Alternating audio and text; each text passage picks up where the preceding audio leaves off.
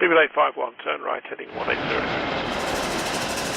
Order 14 Papa, turn right 245, report localizer established 27. On Easter weekend, the New York Times published a report accusing Boeing of shoddy production at their North Charleston factory. This shoddy production, according to the New York Times report, threatens the safety of the Boeing 787 and all customers and crew on board. This report, though, on Boeing was rejected by them. They called it distorted and also extremely offensive.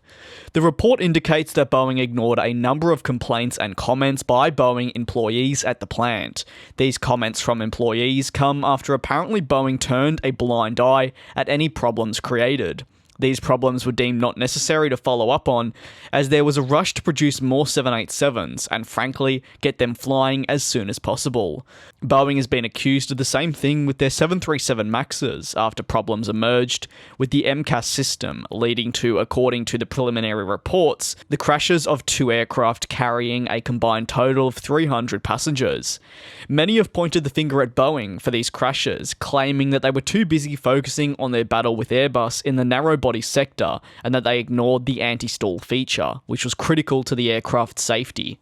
The site leader with Boeing completely rejects these comments made by the New York Times and has said that this issue has been long put to rest and the publication is only retelling old stories. This isn't, though, what the New York Times are saying, who examined emails, interviewed dozens of current and former employees, and also took the time to have a look at hundreds of documents. They came to the conclusion that production speeds were valued over the safety of actual aircraft being delivered. With the intense backlog of aircraft, there simply wasn't any time to double-check or even check problems potentially found by employees on the site. In fact, a technician at the plant has said that where the Dreamliner was built, he often found debris close to wiring beneath the cockpit. While it's difficult to validate these comments, one can either take his word for it or believe he's lying.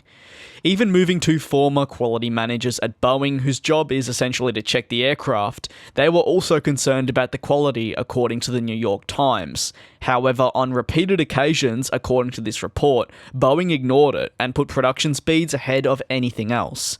Kevin McAllister, the head of Boeing, said, "Boeing's South Carolina teammates are producing the highest level of quality in our history.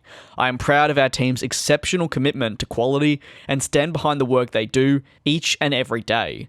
Meanwhile, a spokesperson from the FAA, or the Federal Aviation Administration, has said when they did inspect the certified planes, they did find those small metal slivers which were mentioned by the former Boeing employees and also discussed in internal emails. These slivers can lead to major electrical shorts and or fires, which would severely impact an aircraft in the air.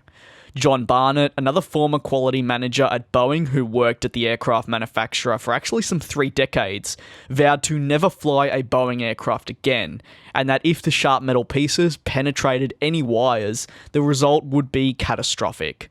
These particular quality managers, though, had been pushed by Boeing employees higher up to simply ignore any defects found with the aircraft, as they didn't have the time to go over all the new issues. Once again, this is according to those former quality managers who were interviewed by the New York Times in their report. Despite these reports, and of course touching wood, the Boeing 787 has never really been involved in a major incident like the magnitude of the 737 MAX ones we've recently seen. However, it has had a few minor problems here and there. But airlines that fly the type still believe in the 787, and they think it is a trusty and good aircraft for their day-to-day operations. It begs the question as to whether this New York Times report is completely true. With comments coming directly from former Boeing employees, could it further back the report, or is it another attempt to throw Boeing under the bus and damage their overall brand even more? Let me know your thoughts on this down in the comment section below, as I'd be really interested to hear. With that being said, thank you very much for tuning into another one of my videos. I do very much look forward to you all joining me in the next one.